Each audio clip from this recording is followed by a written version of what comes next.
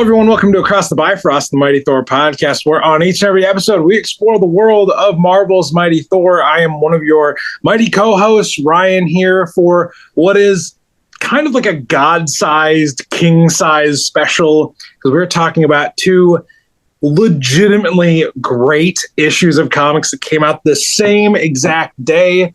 We're talking about Immortal Thor 25, the end of Al Ewing's Old Testament in his overarching Thor story.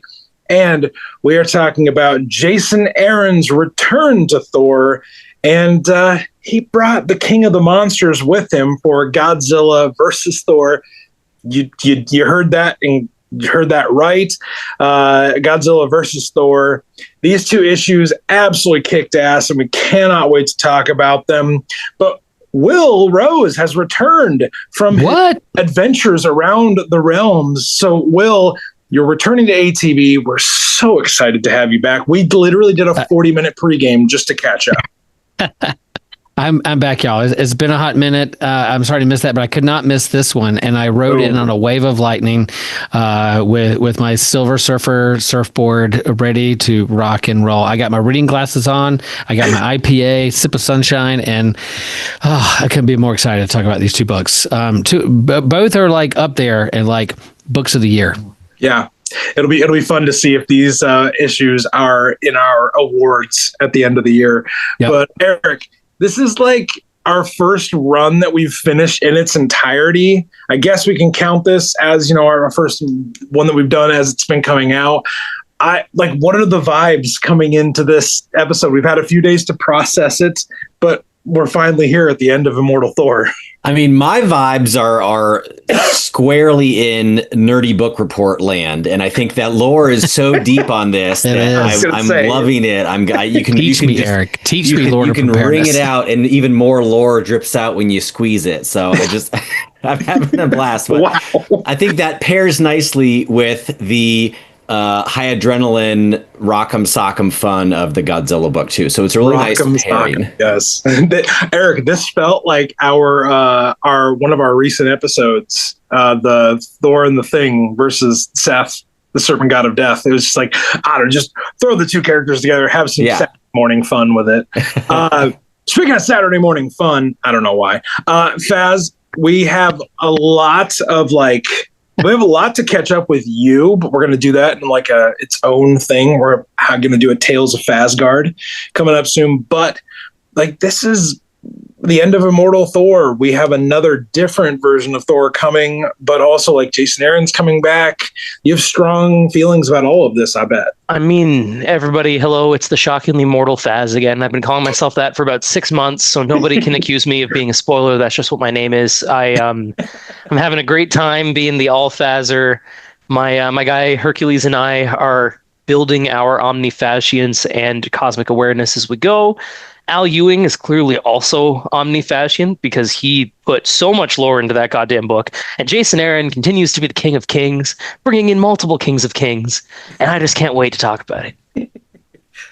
We are actually, we kind of debated about this a little bit before we got started. You can hear it on our pregame. If you become a Patreon member, you can get access to a 40-minute very bonus cheap episode. You would love it. We have great discussions. Eric can barely even handle how ridiculous we are, but we try.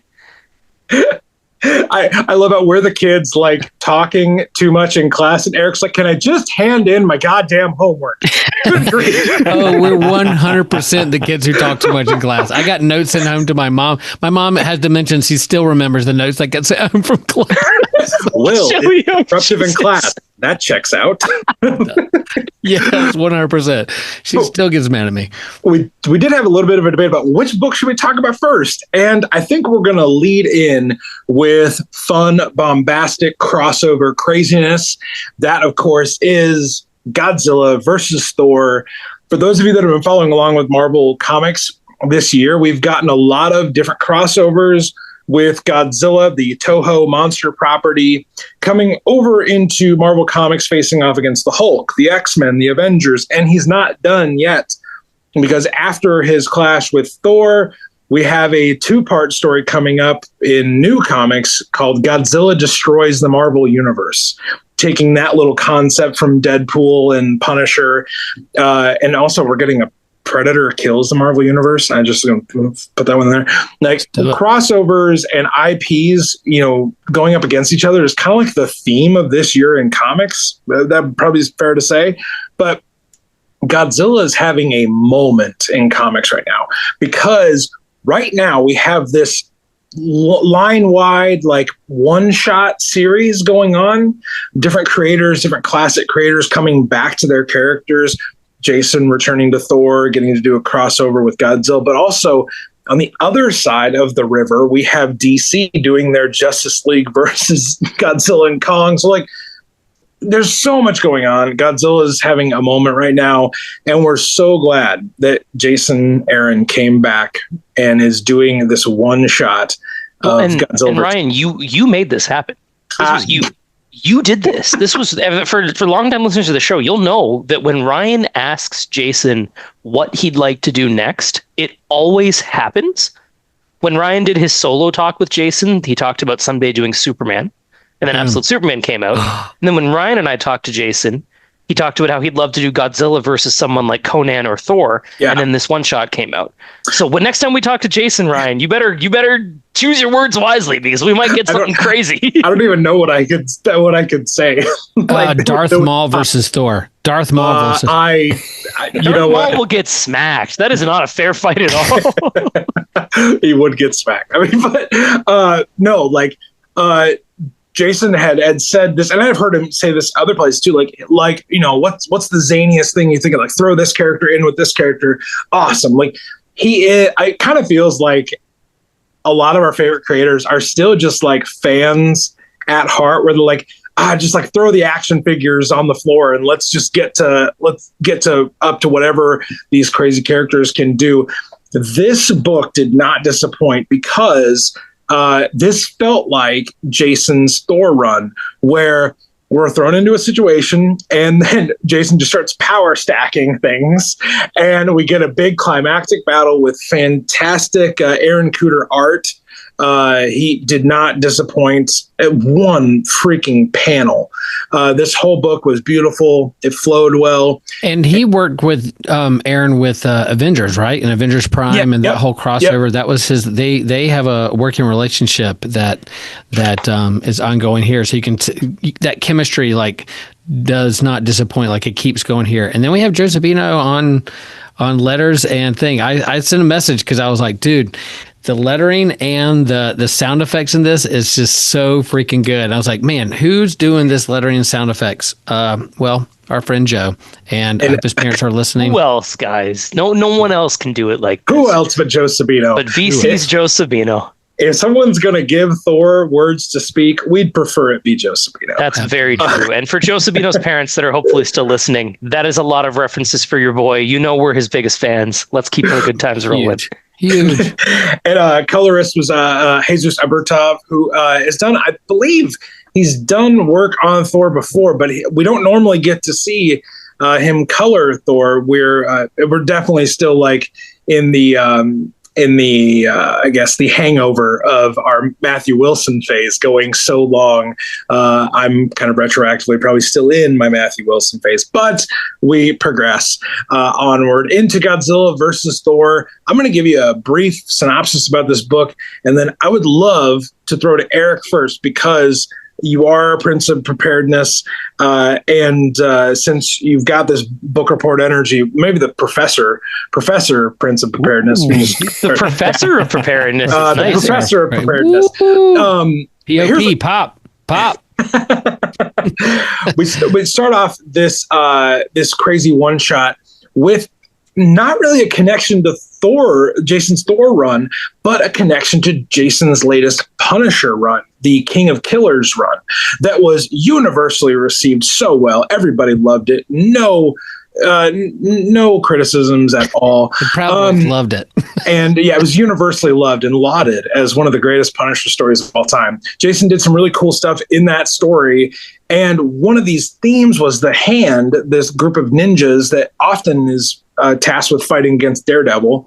They are constantly trying to bring back this power called the Beast. So at the beginning of this story, we see the priestess of the hand sacrifice a bunch of murderers to the ultimate murderer, Godzilla, and proclaims Godzilla as the Beast.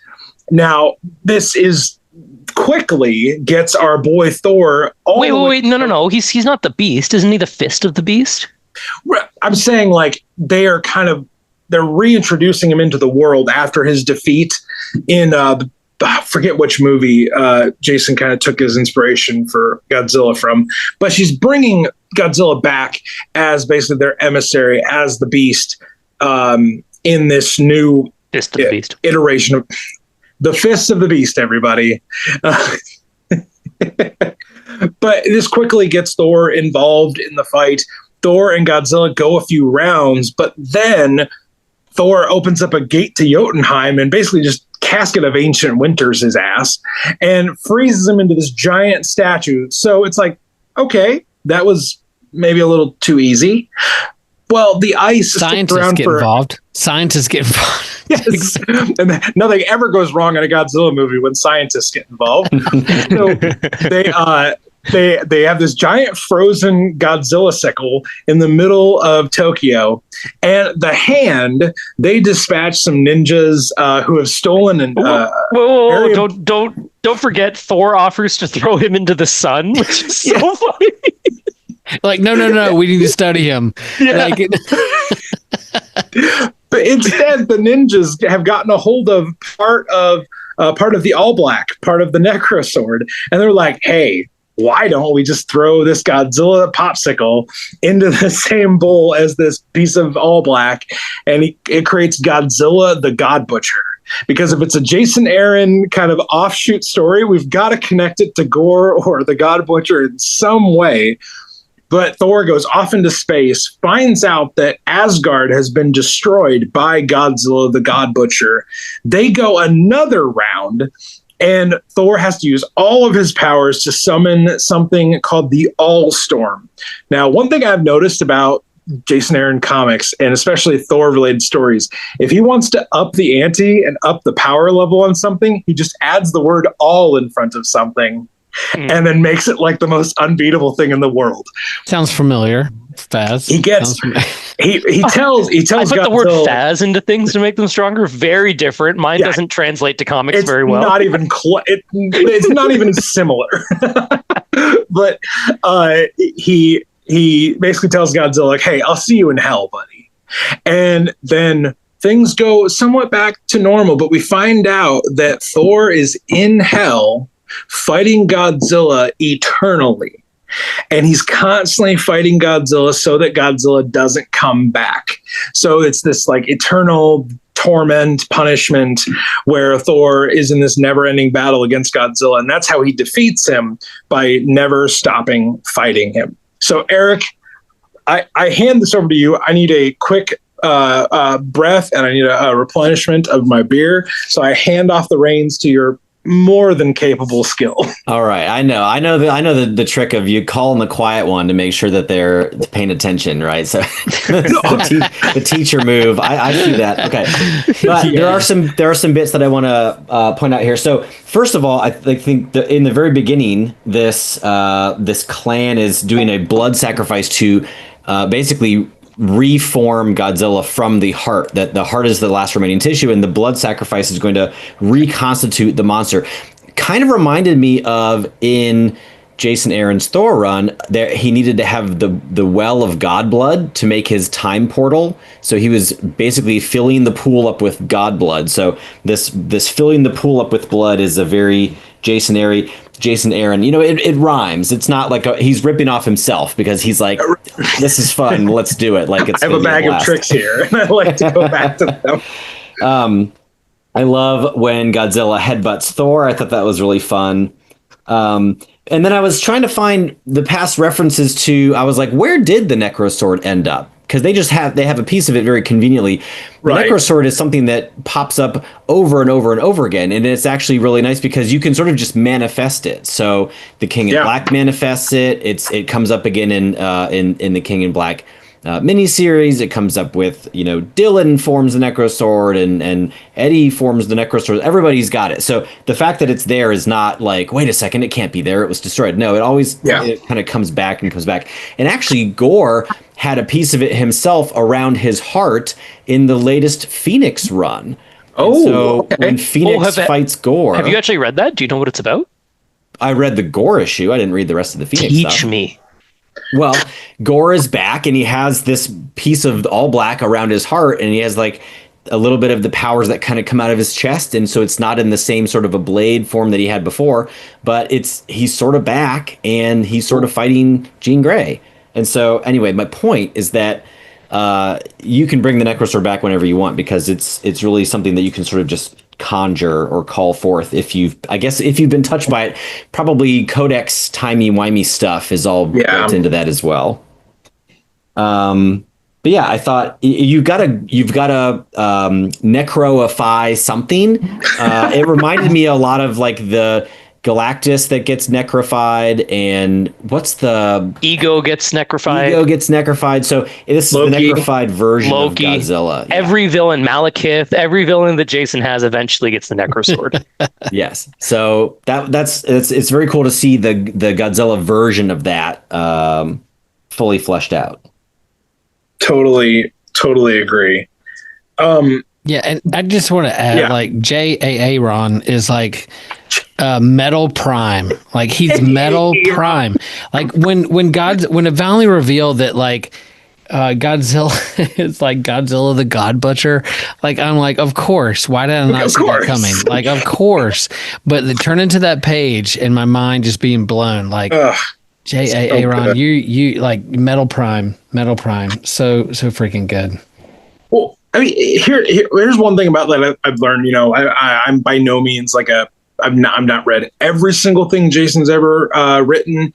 One thing I noticed throughout his Thor run and his Avengers run was he kind of loved the idea of stacking powers on things. Mm-hmm. Like in his Avengers arc, where Moon Knight essentially defeats all of the Avengers, it's like he can control Mjolnir now. Why? Well, you see, Mjolnir is secretly made of moon rock, and he can control what is Uru if not rock from a moon? Things like that, like power stacking, but also because Will and I have had this conversation about the God Butcher and how Jason's personal life influences his writing. He loves to add the word God in front of things. So like in Avengers, it was the God Quarry, and he created a whole kind of thing around that. But giving Godzilla, it's like, it's already there, Jason. So how are you gonna do it? It's like, we're gonna make Godzilla the God Butcher. And it's like, it's so simple, it just might work. Yeah, and this whole idea of like what makes a god worthy or not, and then Thor stepping in with the hand that's trying to control or play God with resurrecting or finding the ultimate killer or murder, and what is life if it's not sacred, and all those questions that revolve and hover around the story. Yeah, it's fun shenanigans, but yeah, there's deeper questions underneath the surface of like what makes a god worthy or not. And here comes Thor, the Stormbringer, and the ultimate storm, and that whole thing at the end where he says goodbye to his hammer. We've been good friends. Like I'm like a small little showing tear me the just world went down my face. like that. Yeah, small little tear rolled down my face, and I'm like, man, that's it. And then ultimately, when you get to the end where they're in hell because everyone else is rejoicing and legends are being told, myths are being told of what happened with Thor and Godzilla and what he's doing to sacrifice himself to make himself worthy to save rest of whatever the nine realms. Here he is like battling forever. And it's so and good. His hell costume is friggin' sweet. Oh yeah, 100%. I want to see that fast. Let's see it. Let's do it. Look, that's pretty similar to what I've got going on with the fur already. I don't know if I need to make this whole thing just for that. I've got a suit that does this. I can pull it together. More fur. Baz, just talking about the initial like getting back into the mindset of Jason Aaron's Thor. Was there something that like stood out to you? Was like, that is so Jason Aaron. It's not even funny. Well, like just the narration. is so Jason Aaron, and the way that Thor talks is so Jason Aaron. And it was just like there's a part of my like little monkey brain that just starts dancing when he speaks the way that he does. The cymbals start going because it's just like fuck, like the clouds screamed thunder, a hammer fell like lightning, and suddenly there descended a hurricane of godly wrath. Let's fucking go. And that's just the entry to Thor. It gets bigger and bigger. He does the like, you know, because Thor is not a god of patience. He's not a god of reason. What is he a god of, guys? Let me remind you. Boom, calls the storm, right? Like, it's just, man, it's so metal. It's like, yeah, we've had a long time now in the post Jason Aaron era of, we did grimdark edgy, we've done philosopher, but sometimes you just like Norse Viking, and it's really cool to get it again. And just the like, I love the way he talks. I love the way it's narrated. I noticed that the narration bubbles are the same as the Skald Loki bubbles. So I don't know if that means that this is Loki telling the story. I'm going to choose to believe that. I think it's more because Joe Sabino gets to do what he likes.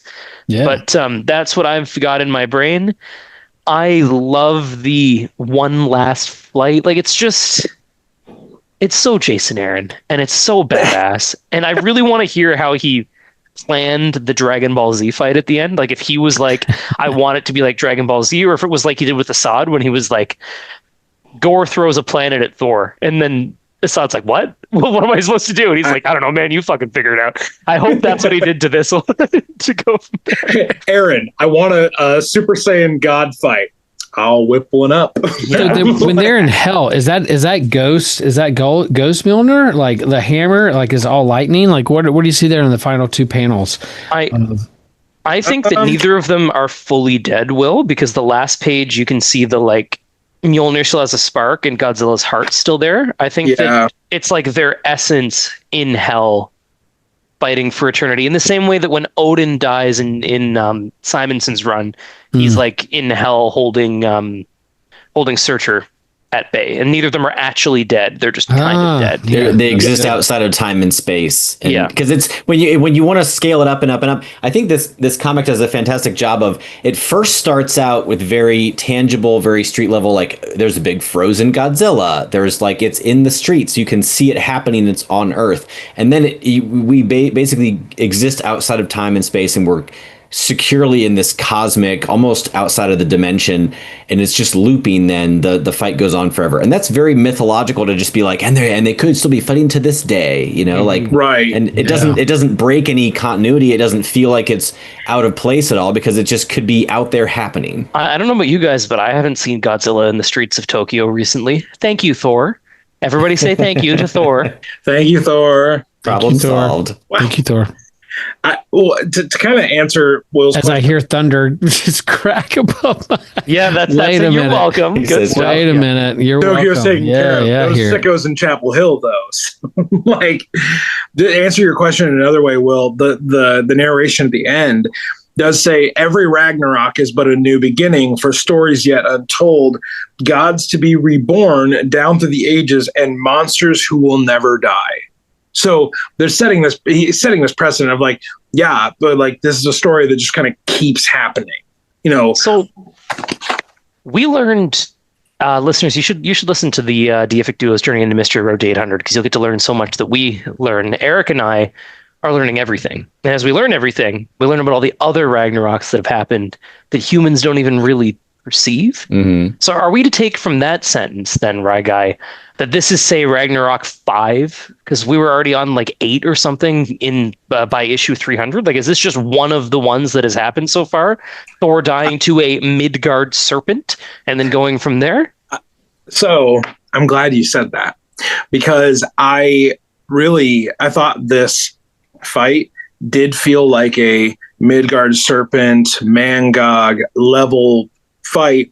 And there were points in this where I was very like, not like in the same type of emotion that I was at the end, like when Jane is fighting Mangog, but the way it flowed and the way that it, kind of what Eric said, like the way it scaled up felt like when Jane was fighting Mangog. It's like, okay, there has to be this kind of like, I don't know, this poetic type of ending. Like Jane had to, throw Mangog into the sun, and she gave up all of her power to transform one more time. In this issue, Thor defeats Godzilla. Still fantastic that I get to say that phrase. Thor defeats Godzilla by never stopping fighting him, and the fight continues on. So I like that. Like, I loved that kind of poetic, almost ending conclusion. I also really liked, like, Godzilla fans on the internet were like, we will be very upset if Godzilla loses. He can't lose any of these fights. He's not allowed to lose. He has to always win. I read that a lot on Twitter before this came out. I like that this ending kind of gives everybody what they want. Thor wins, but so does Godzilla. Like, it's a tie. They're both going to come back at some point. It's a very good, like, it's almost like this Jason Aaron guy knows what he's doing. It's almost like he respects the lore in a way that is exceptional and finds the answer that threads the needle through the haystack that says, what if Thor wins and Godzilla fans are happy with it? What then? What do we do?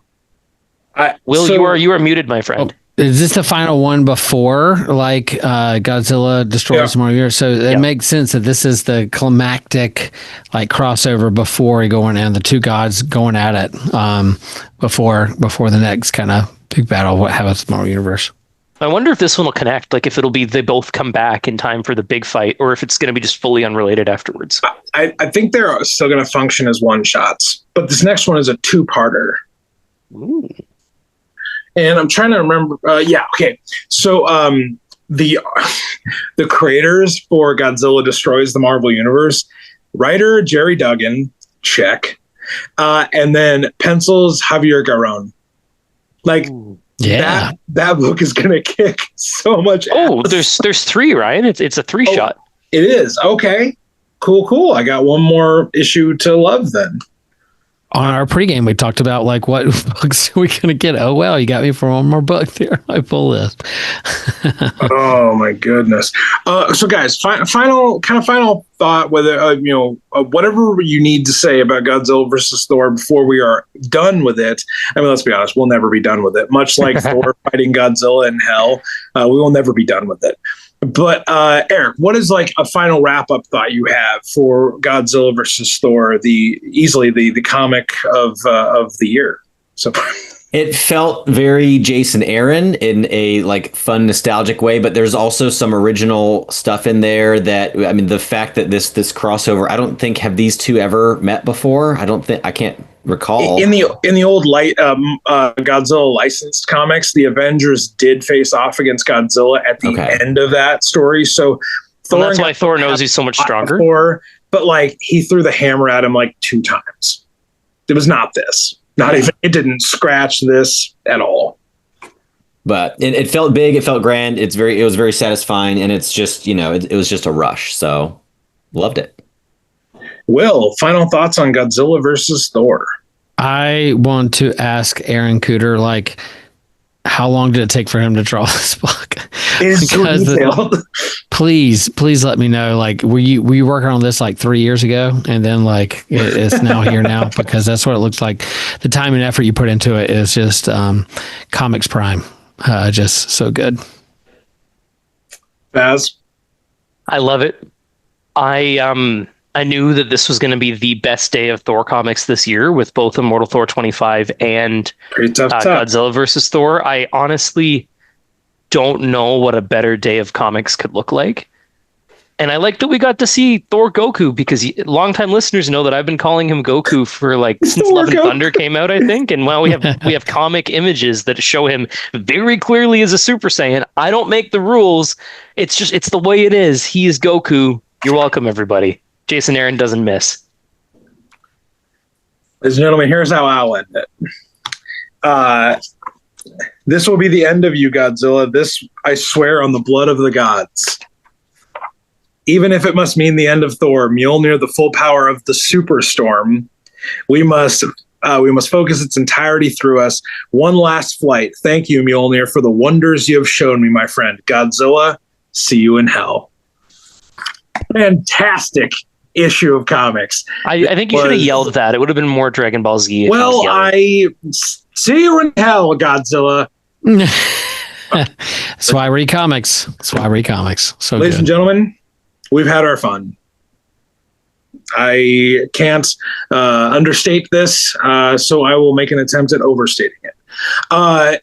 Immortal Thor, Al Ewing's first testament in the story that he wants to tell in the world of Thor, has come to an end. At the end of issue 24, again, if we are assuming that you are listening to this review of 25, you have at least listened to our review of 24. But there will be spoilers for 25. So we encourage you to go read it. Oh, yeah. Also, spoilers for Godzilla versus Thor. Sorry. Yeah. I feel like, oops, we kind of messed up. Baz is supposed to stop me. I'm supposed. That's my bad, listeners. I'm supposed to do that at the beginning. Yeah. In his defense, like, we were so hyped up about it, we probably would have ruined it regardless. Yeah. But Immortal Thor has come to an end. So 25 picks up where 24 ended, of course, and 24 ended with what I think most of us thought was going to happen. Like, Loki kills Thor at the end of issue 24, and we pick up right away. Talk about two wildly different Thor deaths: the Godzilla one versus Immortal Thor 24. Yeah, yeah. Thor gets stabbed in the back with a magic arrow in this one, and the other one he fights a giant space. And to be clear, listeners, both are equally cool and very well built up. It's just funny to see the difference. Mm-hmm. So we got our brief little victory against Pete's sakes, against the Utgard gods, the Utgard crew. Kemmer, right? Kemmer, yes. But Medjed. Medjed, yeah.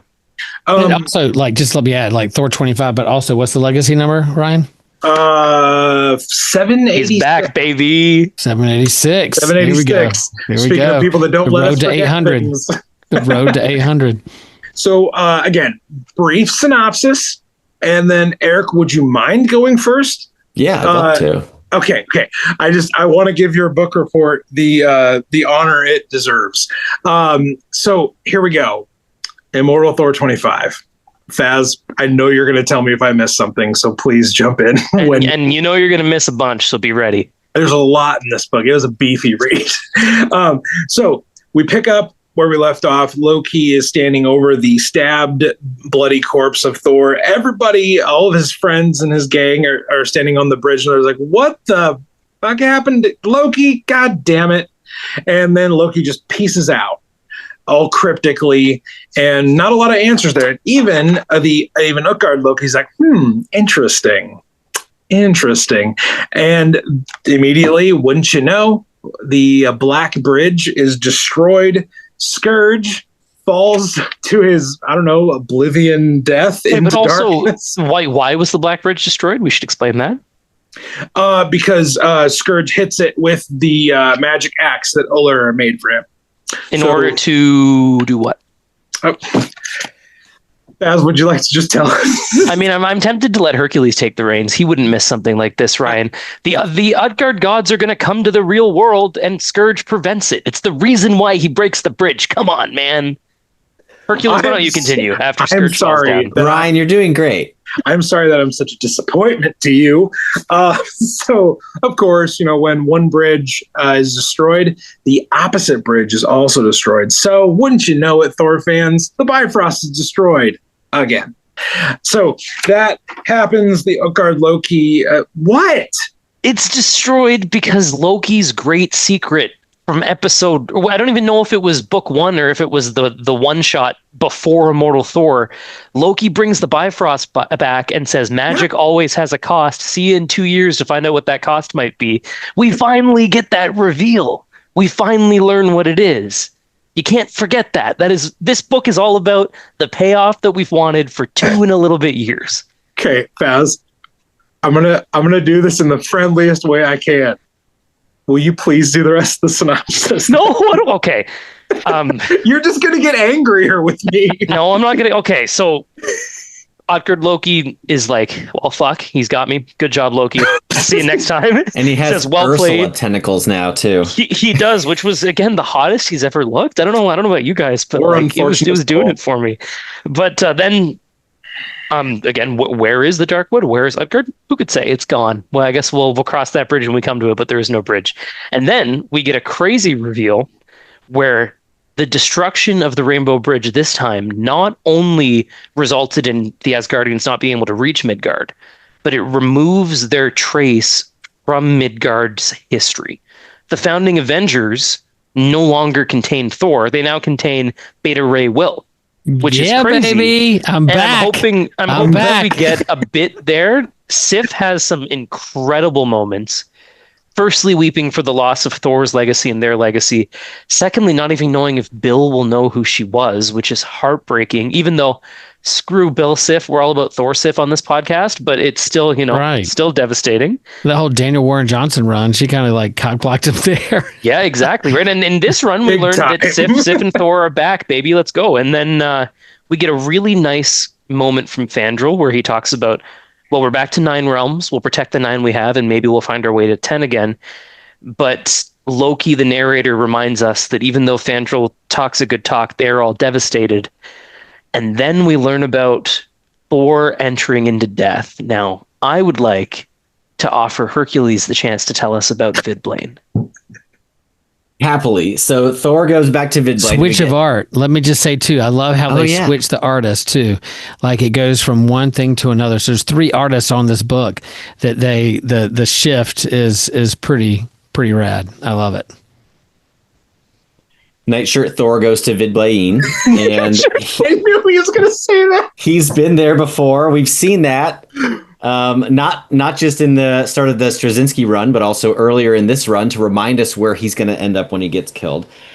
He thinks that these monsters are trying to prevent him from leaving again, but he actually can't leave now because he doesn't have a live body to go back to. So the monsters are actually just hunting and kind of minding their own business.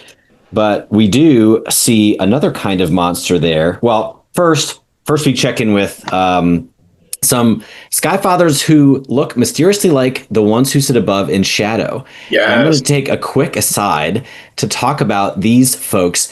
So their names translate into high, just as high, and third, which is hilarious. And they are from an Edda called The Beguiling of Gylfi.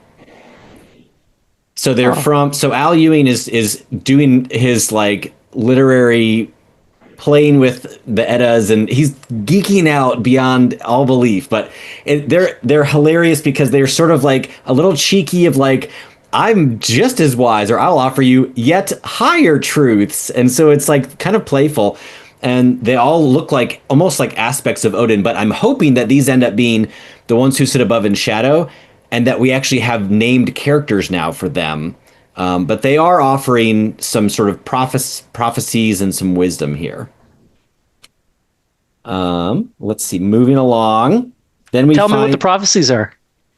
Well, that's not in my notes, and I don't want to take time to do that right now. Okay, well, just very vaguely. The first 3 involve Odin. The next 3 involve Magni, and the last 3 involve Thor. Which is a nice little trinity. It is a nice little trinity. And we get 3 big teases. Odin, that he can't leave. Magni, that there are 2 paths available. Number 1, a long, winding, happy road. And number 2, a short road being held by a throne. Bewaring of ambition. Mm-hmm. And then we learn that Thor needs to sacrifice himself to himself. And we learn that Odin sought the same road before. And now it's Thor's job to go on a new mission than Odin ever did. And Thor goes, "What? Dad was here? That's freaking sweet, man." And then we're right back to you, my guy. Dad was. He's got to take it to the extreme, And don't forget that Magni is off planet. So Magni is not trapped in Asgard with no bridges. Magni was taken by Blackjack O'Hare to go scooting around the galaxy because he's going to be the big dumb bodyguard. So might be a guardian of the galaxy. He could come back at any time. Then we have Donald Blake, and Donald Blake, just like we saw before in Vidblane with his gooey eye sockets, and he's there. They are chatting about how basically, this is not fair. He was sort of an aspect of him, and the Odin created him, and who is he really, and all this different stuff. But now Donald Blake has Helnir, because Helnir was created by Darkoth, the death demon, when he was possessed by the son of Bedlam, the serpent symbiote. Darkoth's bones are made of promethium, because Darkoth is actually an android and lifted Mjolnir previously, and you would know this if you read every Thor comic. That's why he could lift him, because he's... I love you so much. That was great. Good job. And so we get Helnir created. Helnir is a combination of symbiote and promethium that melts into the soil and drips into Donald Blake's eyes. And so this hammer is actually sort of part symbiote, and he's apparently able to summon it now.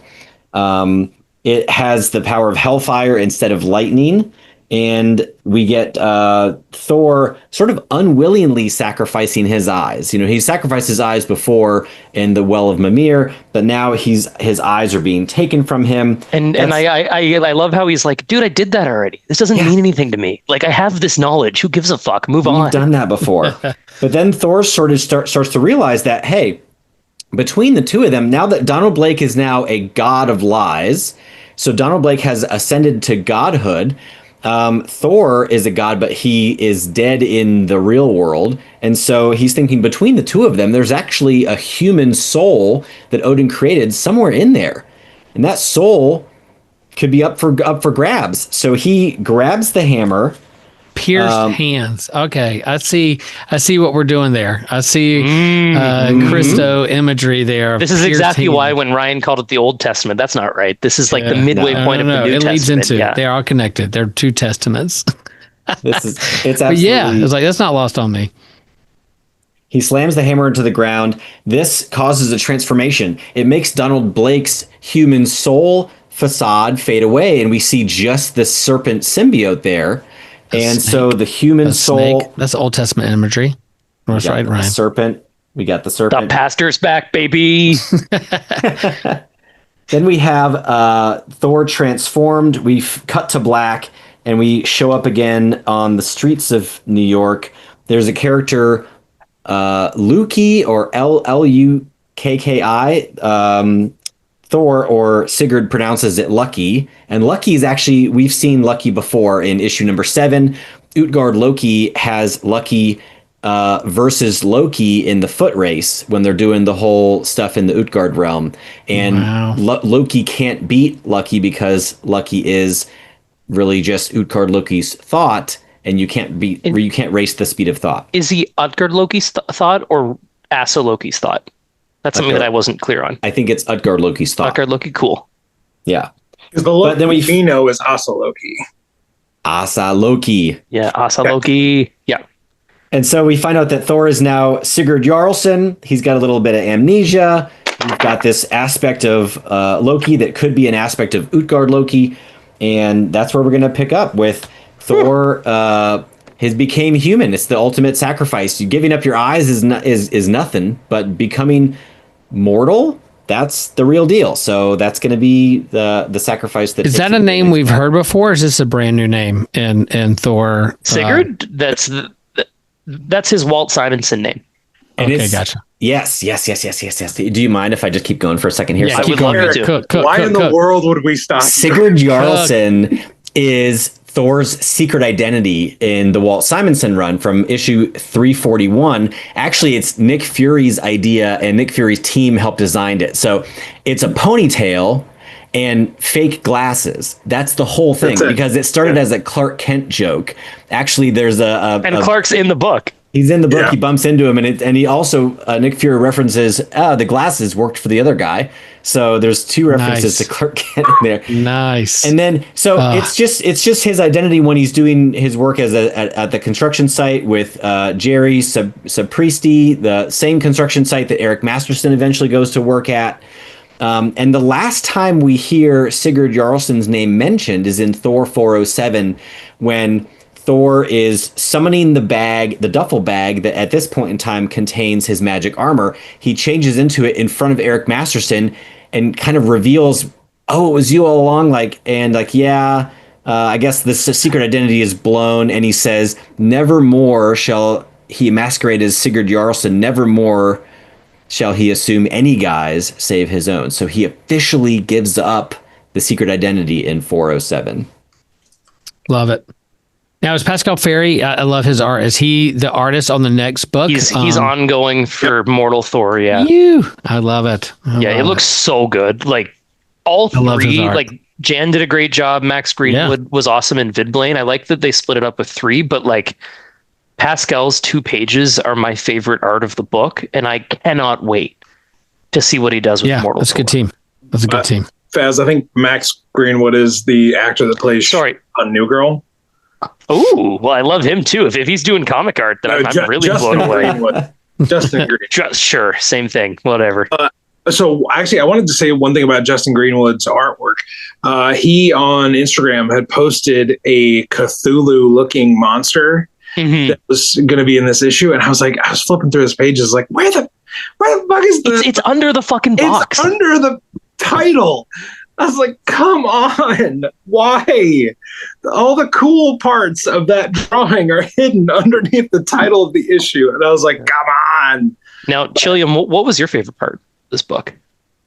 I love this whole idea of like the smashing the bridge of the rainbow and black bridge, that there's 2 sides to the same coin. And then that whole like mythological storytelling of the ongoing story. The price of a new beginning was always the ending. And so, yes, we grieve endings, we grieve death. That has effect on our friends, family, when we lose someone, but there's always a new chapter, a new beginning moving forward. And what does that look like? And so there's ripple effects. There's the way that it affects us internally, externally, but there's a new chapter. And what does it mean? Okay, if we're going to reflect on what makes a God worthy, all Father, okay, he's going to really experience what it means to be human and mortal, not just immortal. This next chapter, there's an ending. What's the next beginning when it comes to next? And so I realize it's very lore heavy. There's a lot of names. There's a lot of Norse mythology that I don't quite grasp or know or understand. That's why I'm here for Eric to do his book report, and I look forward to that every single issue. But the next stage is pretty fun with the new number 1. I don't care. There's gonna be legacy numbers. It's gonna be new number 1, but it's gonna be Thor legacy number 787, and we'll keep it rocking. And like we've said it like 3 times, but listeners, it's going to be called the Mortal Thor. Yeah. And if there was ever a relaunch that was necessary, doing something like that feels very worth it. It's not like we're just doing a midway point and then restarting again with Thor, but Immortal Thor followed by the Mortal Thor.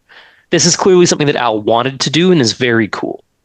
Is Sigurd Jarlson Jesus Christ? I mean, he's basically a carpenter. Like he was, he had his hand pierced and died. Al told us he was doing the New Testament. Those were his words when he began this. He is Jesus Christ. He meant it. Yeah. He meant it way more literally than we all give him credit for. There's myths and stories that rhyme and tell a story. And he literally just died for our sins, and now he's gonna rise. Like. And like little Loki piecing out, and big Loki be going, impressive. We'll probably find out that Loki raised him from the dead 3 days after he died. Like it's going to keep happening, and I'm here. Oh, how many pages is that black? Let's see. Let's just count. Let's count how many pages. Oh my gosh, that's a good point, Chilliam. One, two, two and a half. 3, 4 is open your eyes. Yeah. Yep. Yeah. Like it. I gotta bounce, y'all. That's fun. We say goodbye to Will. He pieces out, much like Asa Loki does. And looks like stab. I'm out. I wonder. Stab. Stab him out. That was maybe the best way Will could have pieced out. Eric, so since you are knee deep in the lore and the implications, bringing Sigurd back, who Lucky is there a place you want to go with maybe the forecasting for where Mortal Thor number 1 will pick up? Well, I think that the fact that he has a certain degree of amnesia is going to be important, because he's going to be trying to figure out what he's even doing. And I think there actually is an article on Marvel.com that Al Ewing is quoted as saying, hey, now that this is on the stands, we can talk a little bit more about this. Yeah. And I've got that same article up right now. Well, there you go. What in Ewing's statement kind of like intrigues you the most? I can include this article link in the episode description for those of you that want to go pull this up. But he has a big kind of quote here at the bottom. Maybe I'll read it. Maybe I'll just go ahead and read it. Yeah, good idea. Do it in a British accent too. No. I don't know if that would go well or not. Please try.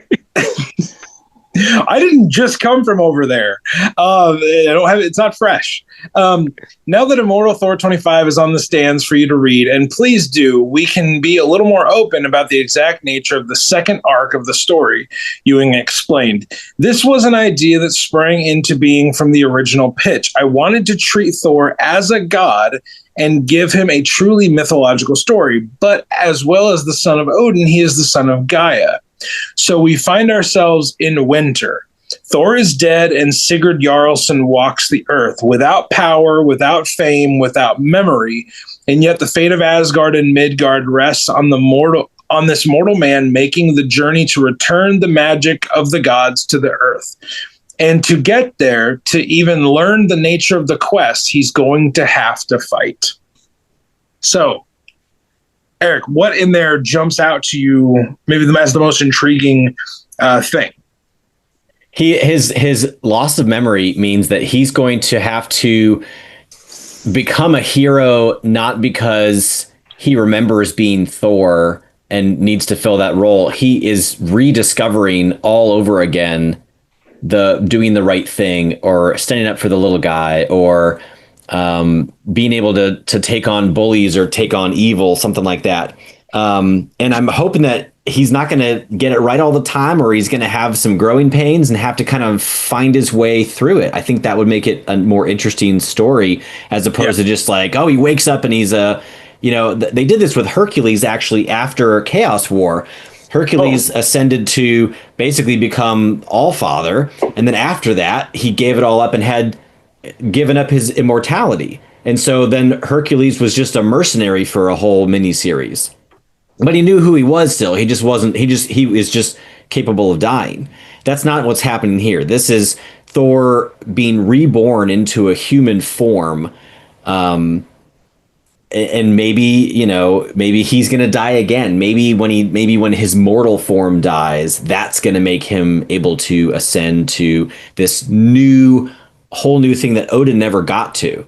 The fact that Odin's kind of been down this path part way before means that they're going to take it to a level that we've never seen. And so I think Mortal Thor is sort of setting up the fact that this mortal character is going to die, Jesus is going to die, and then be reborn as a god. I think something like that. One thing I like about this is how they broke the bridge. They broke the Black Bridge. Yeah. And the thing that Faz had me definitely not forget, which I really do appreciate, because that was the key part of like the price was.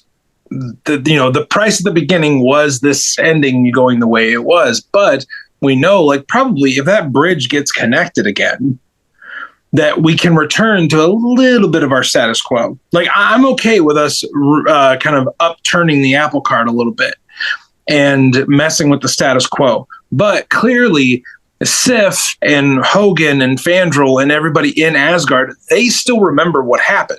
Mm-hmm. So I wonder if, while Sigurd is figuring stuff out on Earth and not knowing what's going on, I have a feeling there's going to be a lot of shit happening in the other 9 realms. And Al talked about the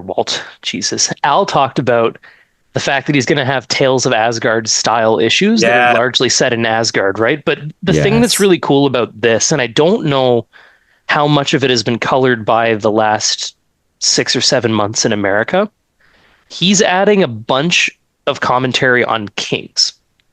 and it wasn't previously there, and then it started around Khmer, and we noticed that the solicitations were different than what was actually happening in the books. That's true.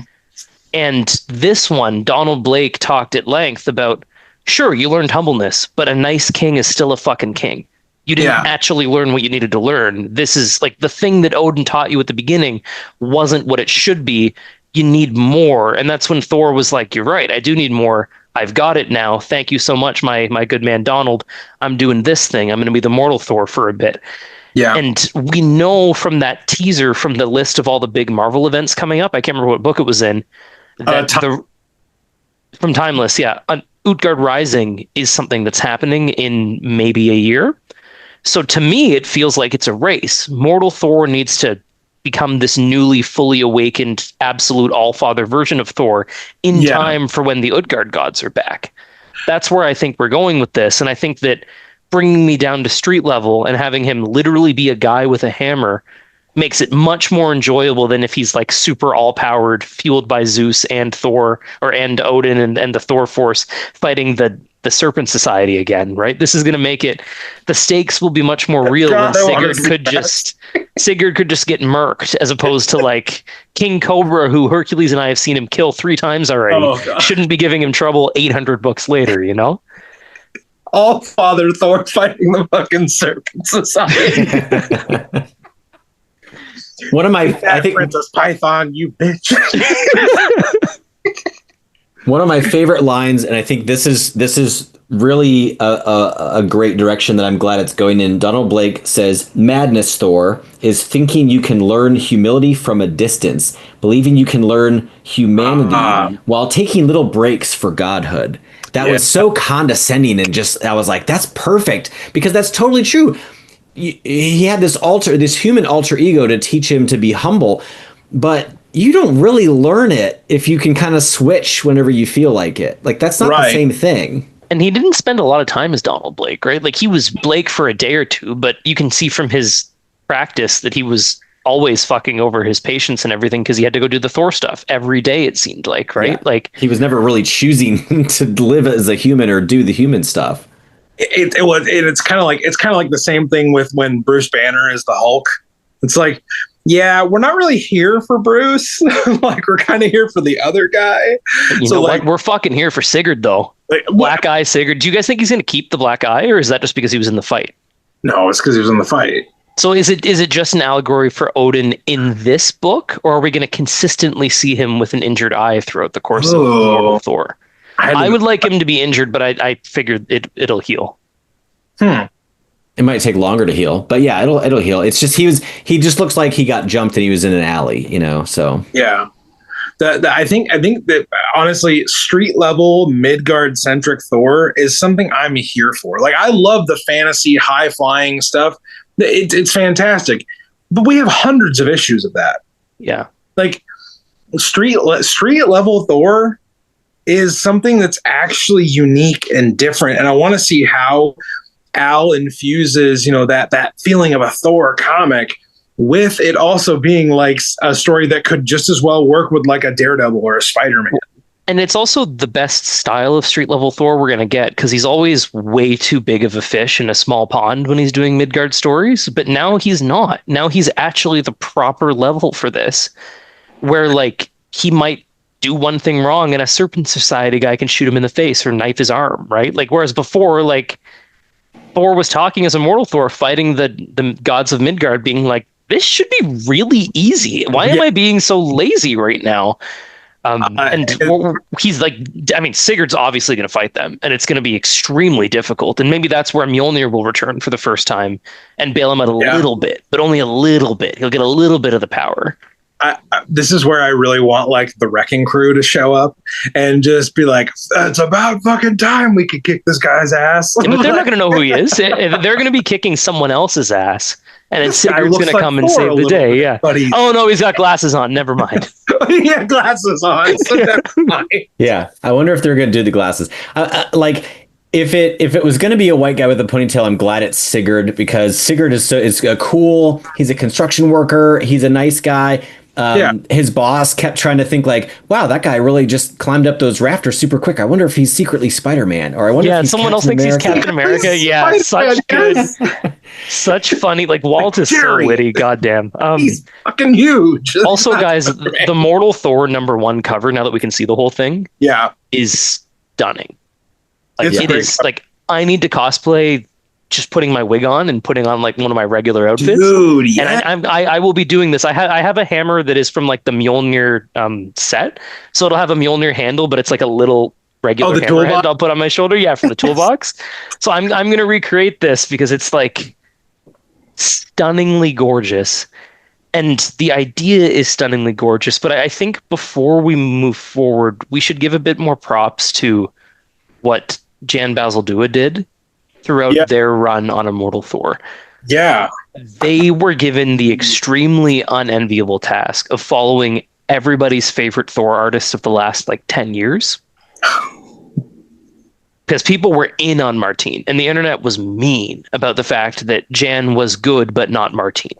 And I think that Jan got better each issue, did an awesome job, and really filled in admirably to tell this mythical story. And I want to give a lot of respect on their name for what a good job they did through this ongoing. It wasn't even filled in. They made it their own. Like, they were on it long enough that it really it was more theirs than Martine's by the time it was over. Yeah. I'm gonna look that up and see how what the issue breakdown was. But I want to say it's like 8-4-12 if I had to guess. With the 4 being fill-ins. But yeah, no, they did awesome. They did a great job with the whole thing. There were some truly magnificent splash pages along the way. I really like what Justin Greenwood did in the middle. Reading it, I first read this one in the airport on my iPad, and it was okay in digital, but in print, it looks infinitely better. And I just think like Pascal with actual coloring and not that weird mid 2000s coloring where they tried to like digitally color on real print or whatever is going to be mind-blowingly good. Ryan, you have that breakdown for me? Hold on. The Marvel Wiki database broke up Thor volumes by its editorial title and not by just ongoing volumes. So I need well, that's ridiculous. Did you tell them to stop? I tried. They did not seem up to it. That's just rude. You're right. It's rude. Martine did till 7. That is true. So we're probably looking at. And then Jan. Did Jan take over in 13? Yes, I think it's 13. Yes, because Valentina Pinti's last issue was 12. Okay, so that means that Jan got 13 books. Yeah, so really, in terms of interior artwork, this was more Jan's run in terms of issues drawn than anybody else's. Yeah, so got to put a lot of respect on that, because that is, like, for a run as iconic as this, that is extremely impressive. And again, not to say anything against the other people. The 4 fill-ins in the middle all did an excellent job with the particular book they were given. Martin Coccolo is my goat, so everybody knows how much I love his work. There's no discussion there. But Jen, you kicked ass, and great job, and thank you for your service. And we talked before about how 13 is enough to put you in the rarefied air of well-respected Thor artists who got a big piece of it. And, you know, as Immortal Thor ages like a fine wine, you're going to be respected a lot for this. So awesome job. Thank you for your service. Absolutely. For those of you that might be wondering since Pascal Ferry is going to be doing the main interiors, we do lose Jan in the transition to Mortal Thor. And Jan's next thing that I see on solicitations is the Marvel Zombies #1. Ooh, it's a red band book. So I'm really interested to see how Jan's style goes in the red band territory. That'll be interesting. But that's what at least according to the internet, that's what Jan has coming up next. But we are the artwork from from Jan was awesome. I agree with what Faz said. We talked about this previously on other new issue episodes, that once Jan got into the groove, it really flowed well. Like it got incredibly more cohesive. And once the immersion into the world happened, I was like, okay, this works. Like there were a lot of panels from like those Zeus and Hercules issues that I really, really loved. A lot of the gods of Midgard fights really delivered. I feel like once we got back into the Utgard realm, there was some fun stuff that was done with the Utgard Loki design when we got. Yeah, Jan did a great job with Utgard Loki. Especially the tentacles. Hot. But now we move on to Pasquale Ferry. And that will be our ongoing artist. We're still going to get Al Ewing writing. We're still going to get Alex Ross covers, and we'll probably get a lot of fancy variants for at least the number 1 and the number 2, as is, pretty standard with the ones and there's already like 8 announced or something. There's like Blank, J. Scott Campbell, Jeffrey Brown, Joe Quesada, Pasquale Ferry, Patrick Gleason. I mean, that's a pretty good. That's pretty good role. And David Marquez. And I know Pasquale Ferry most recently from Doom Academy, and I was going to say this character Lucky looks like it could literally come straight out of Doom Academy, because it's very almost like fantasy whimsical to a certain extent. That's what I think when I see this sort of style. It's a little bit fairy tale storybook in a good way. I like it. I'm looking at some interiors of Doom Academy. That is pretty. That's going to be good on Thor. It's almost like Will Moss knows what he's doing, eh? Let's give a shout out to him too for handling all the shuffling around. God damn, we gotta. Who else haven't we shouted out? Joe Sabino, great job. Matt Hollingsworth, great job. I don't know who else we're missing. Everybody brought their A game. Oh, I mean, the Al Father. What can we say that hasn't been said? We know that you're a Patreon member, so I know that you've already heard this from us. Yeah, we love you. Name, who knows? You are currently weaving what I think might be the greatest modern Thor run. It's going to take a lot to unseat our guy Jason Aaron, but at the mid or quarterway point, depending on what you end up deciding to do, you have piqued the interest to the point where I currently have you kind of outside of my tier list, because I can't properly put it anywhere until I know. That would be unfair. But I am excited. You have brought new mythos to Thor and new ideas that are different than what we've just been getting over and over again. And I'm excited. Speaking of the creators, just real quick, I want to add in this one thing.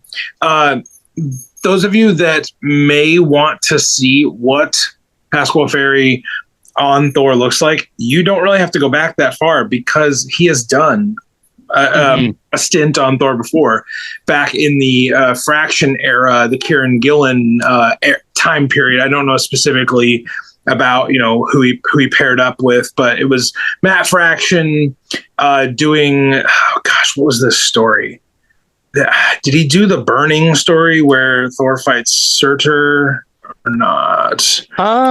World I don't remember what specific ones, but yeah, and that's also why I made that reference about coloring. Like, his inks have always been fantastic. His book came out at the time that they were doing this new kind of digital coloring, and it just looks kind of weird in some parts. But that's not him. Like, if you look at just how the art looks, the art is freaking killer, and it's gonna look so good with real coloring, or with whoever the colorist is gonna be, because I don't see it on the League of Comic Geeks website. But I don't either. But on the wiki page, it does say like he has worked with Matt Hollingsworth on Thor before. So that would be sweet if we get we get this art team again. They've lived in this world before. Yep. So that's just a little bit of off the cuff history. Guys, is there? I know there's so much. There's so much time in between now and this next run starting. But is there anything we need to conclude this Immortal Thor issue 25 on. We have talked about in our little group chat about maybe doing an Immortal Thor overview. And maybe we'll get to that. We have some Fantastic Four related stuff planned. We have other, Dan Jurgens stuff planned as well. But is there anything that specifically with issue 25 needs to be said before we shut this conversation down? Faz, would you like to give us your thought? I would like to read Sigurd's final lines to close out the issue, or have you read them? So I'd rather not go first for this. Okay. As long as someone's going to read them, that's all good. But that's how I want to end it. So I'll just go. Eric, you want to go? Go ahead. Yeah, I was going to say, coming to the end of Act 1, it makes me think back to when this is the first time I've been in reading comics when I got to see a run announced. I got to see it start. I got to follow the entire thing. And then now this piece of it is concluding.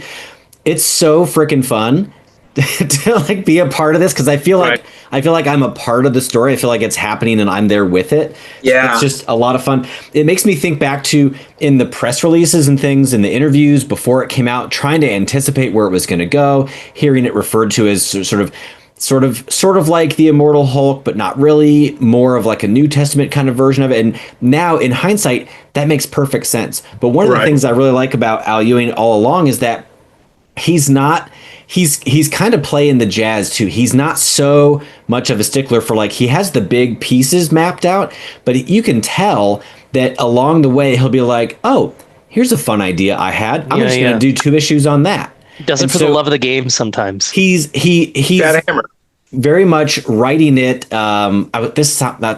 It sounded dumb coming out of my mouth. He's writing it as he's going along. Well, of course he is, Eric. But you know what I mean? He's still coming up with it's not things. It's not like he made 25 bullet points and then did them all in a row. He has maybe 12, and then everything else kind of comes to him as he goes. Because he can riff on his own things. He can decide things along the way, and that's a lot of fun too. Because I love hitching my wagon to a creator where I know that they have a plan. That feels really good to me. It feels like, okay, somebody's driving the ship. It's not just who knows what could happen. But at the same time, there's a lot of room for play in there. And I think that's where some of these little magic moments can happen that maybe he couldn't even anticipate ahead of time. You got to be thinking multiple years out with this stuff. So it's fun watching him work sort of as a spectator. You know what, Eric? I actually think I can't say it any better than that. There was a lot of, in this final issue, having this thing of okay, this story is not done, and he's leaving a lot of loose ends, like Loki just piecing out, Utgard Loki being intrigued as to why Loki just pieced out, Sif and the people of Asgard being kind of without a king again. How is that power vacuum going to be filled? How are things going to work in Asgard? There's so many different questions I have. And then that's not even, really including the Midgard stuff, because we have a lot of things going on. I'm sure we're not done with the Minotaur. We're not done with Roxxon. Well, and don't forget, if Thor can't fix the Gaia stuff, she's going to bring the whole House of Cards down on Midgard, right? Right. So, he's got to save the eco world too. So I think that's maybe one thing I missed on my first read through was the implications of everything that's still being unfolded. Mm-hmm. There's times where I forget that Gaia has put Midgard on a clock. And I forget, that because Gaia is not constantly popping up by the way, 3 issues till your doom, 2 issues till your doom. It's much more ambiguous, where I think, when Gaia shows up next, or Utgard Loki, or any of the, the elder gods, the demiurge, Atum is supposed to there's so many things that still have to happen. And I don't know when they're going to come by. I agree with Eric that he has a plan. There are these things that are unfolding, and along the way, we're going to have a good time. We've had a good time. I cannot say, here's one just bit of honesty. I cannot say every single issue has been an absolute banger for me. I can't say that I've understood every single bit of deep lore Al's going for. But I love the spirit of this comic. I love the optimism of this comic. I love the kind of resilience of this comic. And I'm very excited for the Immortal Thor. Very excited. Faz, do you want this to conclude the episode as a whole?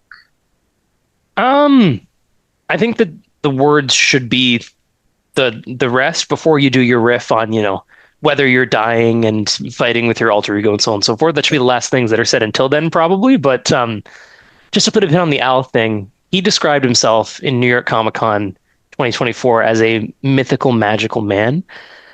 And I get it. I understand why you'd self-style yourself like that when you can pull threads like this. Clearly, Benson Boone gets it too. If anybody listens to music and knows there's a mystical, magical song out right now, Al Ewing, keep cooking. We'll be here. If Ryan doesn't understand the lore, Eric and I will explain it to him because we are reading all the Thor comics like you have, Mr. Al Father.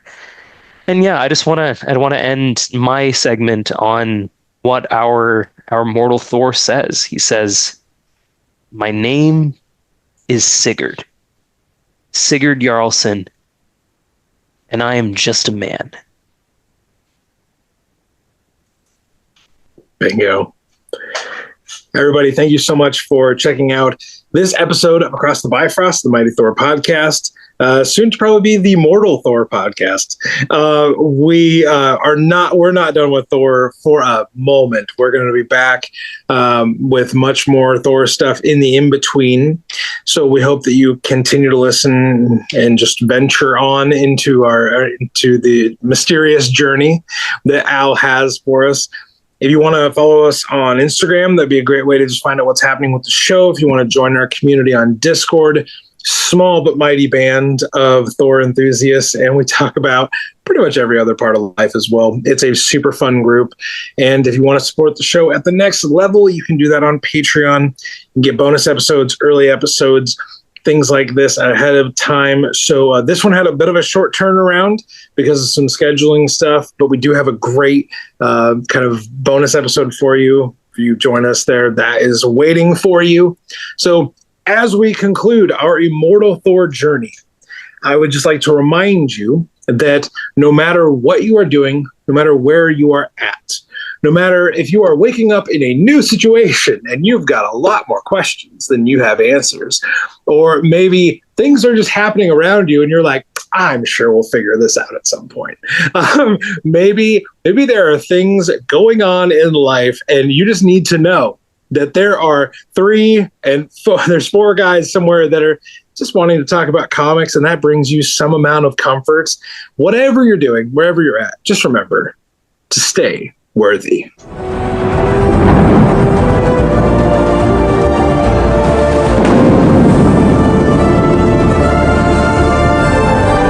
Whosoever holds this hammer, if it be worthy, shall possess the power of Thor.